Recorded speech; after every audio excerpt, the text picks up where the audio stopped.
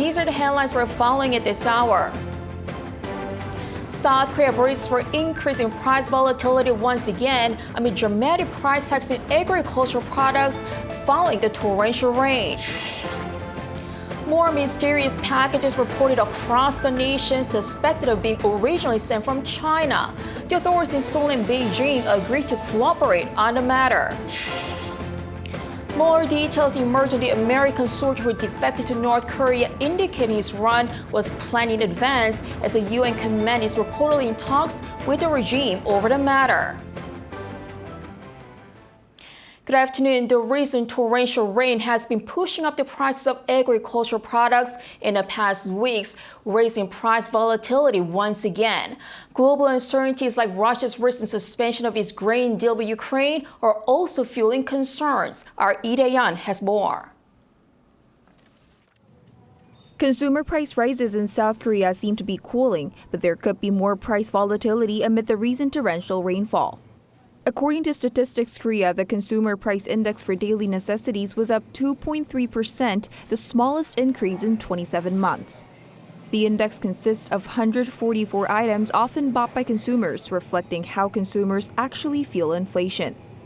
However, despite a slowdown in the CPI for daily necessities, the prices of some agricultural goods are seeing a dramatic rise. Korea Agri-Fisheries and Food Trade Corporation said that vegetable prices have increased after crops were damaged by the recent flooding. As of last Friday, prices of green lettuce rose 398% compared to 4 weeks ago, while red lettuce jumped 343%. Prices of spinach, too, rose 214%. Now, August may see scorching heat, and in September, typhoons are typically expected, which means there could be more volatility in agricultural prices. But natural disasters are not the only concern here, as some global issues are expected to trigger further inflation. Russia pulled out of the Black Sea grain deal last Monday and attacked Odessa, one of the biggest port cities in Ukraine. This means an increase in global prices of crops is likely. In fact, the New York Times reported on Thursday that the price of wheat rose over 10% compared to that of Monday, when Russia had just announced the end of the grain deal. Oil prices are also seeing an upward trend due to economic uncertainties, with WTI closing at a little over $77 per barrel on Friday. This is an 11.4% increase over the past 4 weeks. The South Korean government, however, says that inflation is expected to continue slowing down despite the recent volatilities, adding that it will work to stabilize the prices of food and daily necessities. Finance Minister Chu Kyung-ho on Friday said it will focus on vegetable supplies and support a crop reseed amid heavy rain. He said a discount of up to 30% will be applied to some vegetables and chicken, and that the government will import 5 million hatching eggs to stabilize chicken supplies. The government also plans to minimize the increase in utility costs to ease the burden on consumers. Lee Dae-yeon, Arirang News. More mysterious packages have been reported across the nation suspected of being originally sent from China. The authorities in Seoul and Beijing have agreed to cooperate on the matter. Our Rhee Sang-wooc has the latest. According to the National Police Agency on Sunday, a total of 2,058 reports of suspicious parcels have been filed with the police as of 5 p.m. Sunday, amid concerns that the packages may contain hazardous materials. However, of the total, only 645 packages were collected by police for investigation, while the remaining packages were filed as mistaken reports. Reports of suspicious parcels began last Thursday, with police receiving a report of a suspicious international parcel sent from Taiwan to a home in the central city of Cheonan. While an X-ray was conducted on the package due to concerns that it contained unknown gas, no hazardous material was discovered. Some of the packages contained nothing other than cheap products like lip balm. Police say they're also looking into the possibility of a brushing scam, where sellers at online shopping platforms send unordered products to people after illegally acquiring personal information. Such scams are done in order to boost sales and manipulate sellers' ratings on online shopping sites. While most packages seem to be from Taiwan, Taipei's embassy in South Korea said it had found that parcels in question were originally sent from China and arrived in South Korea after a stopover in Taiwan. Seoul's foreign ministry has reached out to the Chinese foreign ministry, as well as relevant authorities and local governments, and requested a confirmation of the details regarding the suspicious packages. The Chinese authorities said they will fully cooperate with the South Korean officials on the matter. South Korean authorities are calling on everyone to look out for any suspicious parcels colored either yellow or black that have Changhwa Post written on the package. 이승재, Arirang News. More details emerging. The American soldier who defected to North Korea indicate his defection was planned in advance. In the meantime, UN command is reportedly in talks with the regime over the matter. Yoon reports. American soldier Travis King, who crossed the border to North Korea last Tuesday, had shown signs of discontent with Army life almost a year before the incident. He had told military officials while on duty in South Korea last September that he would not return to post or America when questioned about his absence from duty. It has also been revealed that King was known to be a flight risk months before his defection last Tuesday. According to ABC News, King had record of skipping out on his daily formation and leaving base.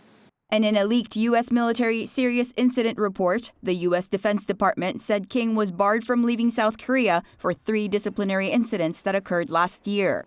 King was detained for 47 days in a South Korean detention facility for those incidents before being released on July 10th.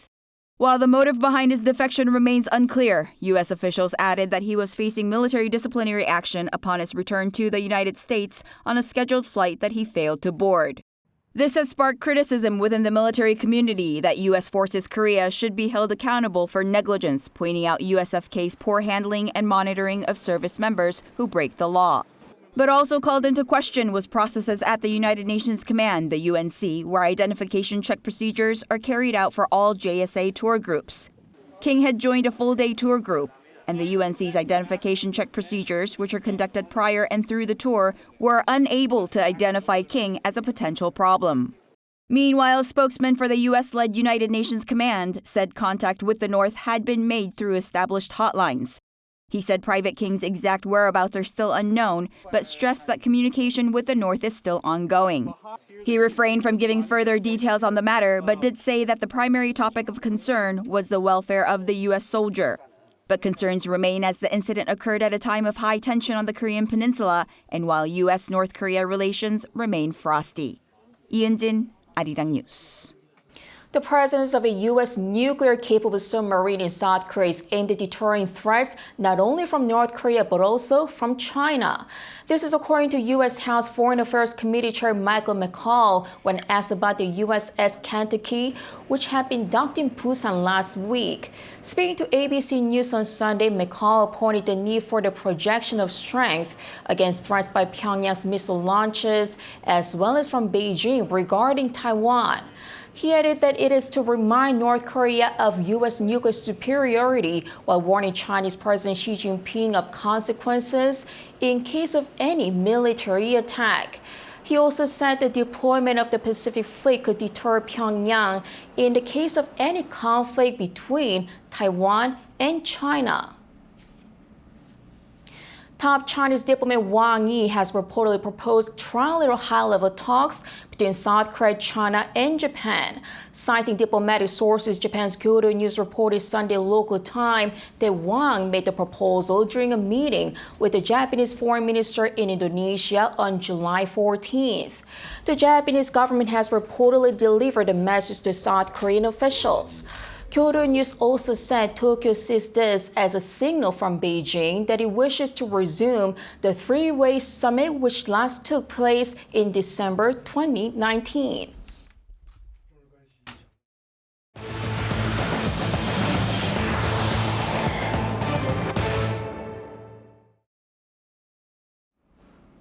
In response to a public elementary school teacher taking her own life in her classroom last week, President Yoon Suk-yeol called for measures to protect the nation's teachers and their rights in the classroom.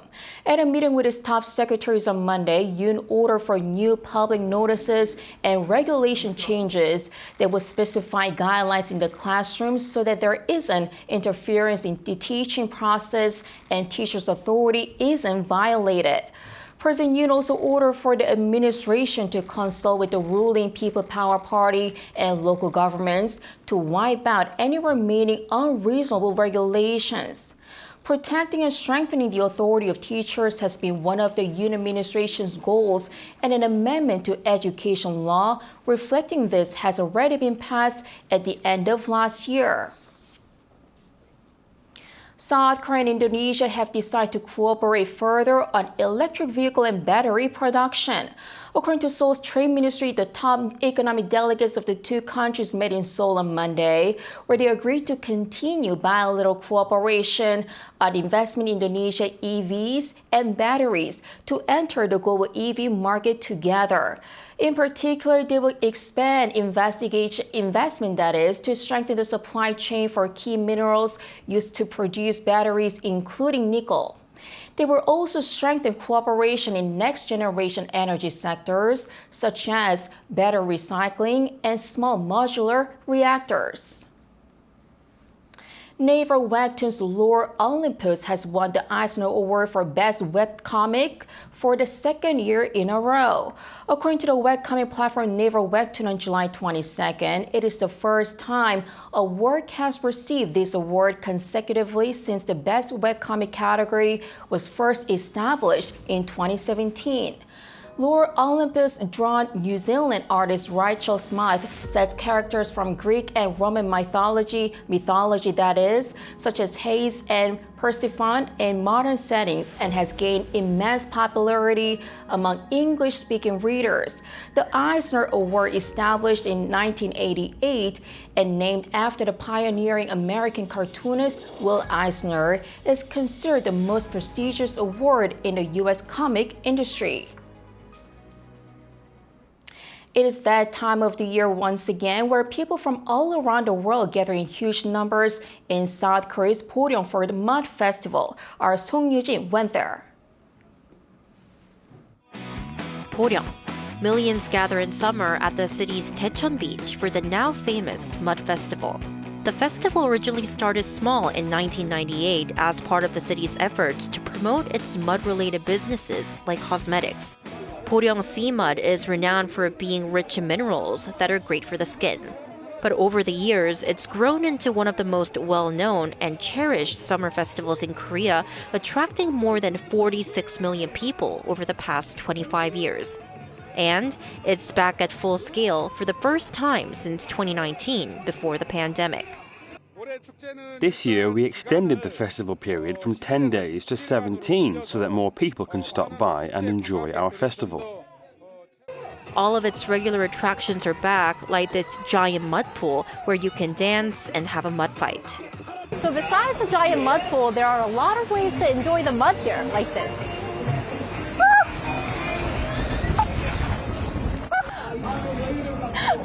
But this is one of the many ways to do so. One highlight this year is the newly added mud barbecue, where people hang onto a rotating pole, trying not to fall into the mud pool. Festival goers from near and far are brimming with excitement. Our summer vacation just started and we found that the Podium Mud Festival starts today, so we headed over here. I'm so excited because there's tons of hands-on experiences to enjoy. It was a great time. It's a lot of fun. We came here yesterday and we went on the beach and saw stuff there, and now we're doing the mud stuff, and then later on it'll be the music. It'll be a great time. To make it enjoyable for all, the size of the family zone for kids has expanded, and for the first time, there's a mud pool for dogs. If you're into mud cosmetics, you can try out the mud massage. But all this becomes even better with some great music. EDM performances will be held 3 to 4 times a day, as well as K-pop and DJ concerts. This year's Boryeong Mud Festival will greet visitors until August 6th. Interpretation services are available in English, Chinese, and Japanese. So, if you're looking for some muddy fun this summer, Boryeong is the place to be. 송유진, Arirang News, Boryeong. A solo exhibition is being held in Central Seoul, presenting the work of late Korean painter Rhee Sang-wooc. Yi, known for his unique abstract art styles, was one of the pioneers who brought printmaking to the forefront of post-war Korean art history. Our Shin Se-byung tells us more. With every brush stroke, a piece of hometown and a longing untold. These are the works of Korean abstract painter Rhee Sang-wooc. The exhibition Rhee Sang-wooc, the Centenary, is being held at Hakgojae Gallery in Central Seoul to celebrate the 100th anniversary of the late Korean artist's birth. He was born in 1923 in Hamhung, now in North Korea. In 1947, he moved to Seoul and was unable to make it back to his hometown due to the outbreak of the Korean War and the later division of the peninsula. Following that separation, Yi poured his emotions and feeling of nostalgia and longing for his hometown onto the canvas. Another theme that can be easily found among his work is monologue. His unspoken thoughts and answers to untold questions are transformed into abstract forms. In post-war Korean art history, Rhee Sang-wooc was a pioneer who brought printmaking to the forefront.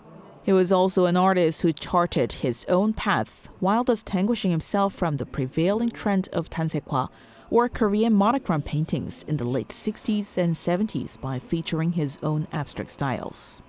His works are very different from other 단색화, Korean monochrome paintings.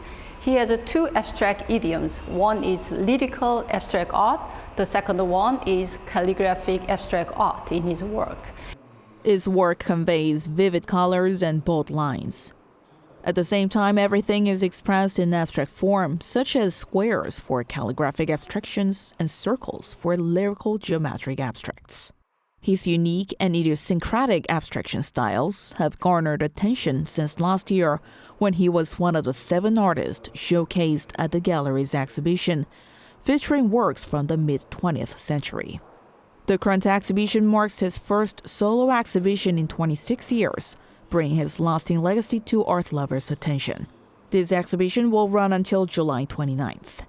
After that, his works will be presented at the Frieze Masters section of Frieze Seoul, an international art fair in September. Shin Se-byung, Arirang News. There is an art museum in Busan, Jeollanam-do province that is small but houses works by Chagall and Andy Warhol. The art museum holds special exhibitions every year, and this year it attempted to reinterpret traditional artwork with digital technology. Jung Eun-ju has a story. This is an art museum situated at the foot of Chuar-san Mountain near Posong in Jeollanam-do province, 500 meters above sea level. Artist Oh Chi-ho's most well-known work, the seascape Haegyeong, has been reborn here with digital technology. The boat moves and sways each time a wave rolls by it. I wanted to give and show people a time to stop and think in their busy daily lives, to reflect through landscapes and self-portraits. Water Falls Down in the Pagyeon Waterfall, a painting by Kyeomjae Jongsun, considered master of true landscape painting. The Yinwang Taesekdo is also reborn with the blue house added to the drawing. Van Gogh's self-portraits and Joseon-era ink and landscape paintings become three-dimensional and move. I hope people will enjoy the exhibition and make good memories at the Yujung Museum of Art in Busan. South Korea's media art also recently played a part in the Korea Travel Fair held in London, England, to mark the 140th anniversary of diplomatic ties between South Korea and the UK. The world's largest high-resolution LED screen colorfully decorated the cultural space in London. The floating population here is over 70,000. We had an exhibition here at the Outernet London to showcase works that reinterpret Korea's beautiful landscapes, culture, and art as media art. Yujung Museum of Art's media art exhibition will be held until the end of August. Jung Eun-ju, Arirang News.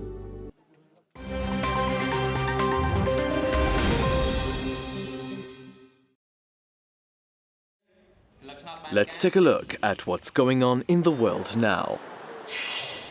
In Cambodia, the party of sitting Prime Minister Hun Sen won what it called a landslide victory on Sunday in the country's general election. The Cambodian People's Party election win was described by critics and human rights groups as the least free and fair in decades. This after the CPP's main opposition, the Candlelight Party, was disqualified from the election in May over a technicality. Other parties running were too small to pose a significant challenge. According to reports, opposition supporters were arrested for encouraging voters to spoil their ballots, which is a crime under a recently passed law. The 70-year-old sitting PM has been in power for 38 years and plans to hand the reins over to his son sometime within the next few weeks. Turning over to Greece now, where thousands of tourists have been forced to evacuate parts of the island of Rhodes due to large wildfires. Greek authorities on Sunday called the operation its largest ever evacuation effort. According to the Greek government, over 19,000 people have had to move from affected areas since Saturday. No deaths or injuries have been reported so far, and many of the evacuees are taking shelter in hotels, schools, sports and conference centers in safe zones. Firefighters have been battling blazes fanned by winds on roads since Tuesday. It comes as Greece battles a number of wildfires, including on the island of Corfu. Staying with climate-related news, rescuers are searching for 4 people, including 2 children, who are missing amid heavy flooding in the Canadian province of Nova Scotia. The floods at the weekend came as 3 months of rain fell in a single day. Local officials say it's the most rain to hit the region in over 5 decades, with some parts seeing over 250 millimeters of rainfall in 24 hours. The Nova Scotia State Premier said the flooding has caused unimaginable damage, washing away roads, weakening bridges, and swamping buildings. A state of emergency has been declared in the city of Halifax and 4 other areas. And finally, Twitter's iconic bird logo may be about to disappear. Twitter owner Elon Musk on Sunday made a series of tweets where he said that the social media platform will soon be rebranded with an X. One of the tweets said the change would happen within a day if a good enough logo was submitted. Another tweet showed the image of a flickering X. The billionaire also noted that the web domain x.com, which used to be an online bank co-founded by Musk, also now redirects to Twitter. Musk also made a Twitter poll asking for a vote on changing the site's color from blue to black. The changes come after Musk recently acknowledged that Twitter's advertising revenue is nearly half its previous level. Matthew Ashley, Arirang News.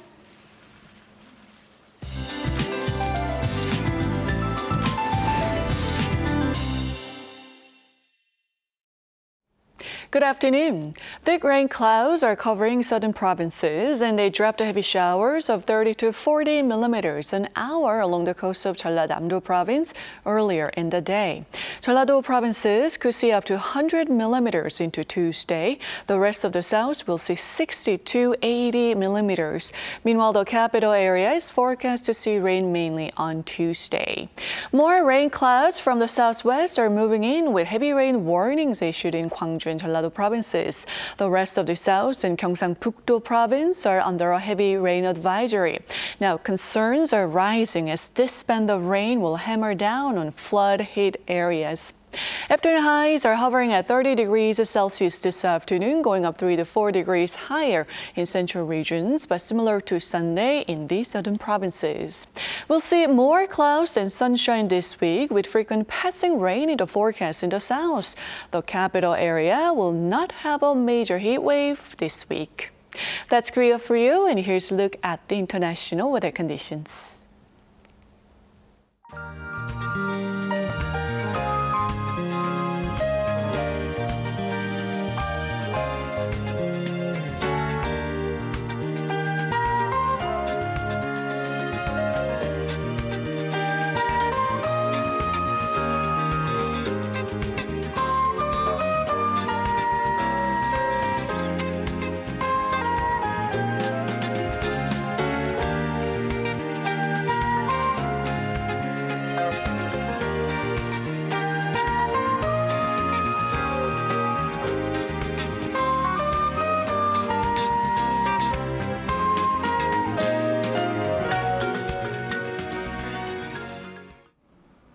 Now back on the mysterious international packages sent to South Korea, which are bringing attention to a similar case 3 years ago, when unordered packages were delivered across the U.S. and Canada, labeled as coming from China and containing jewelry.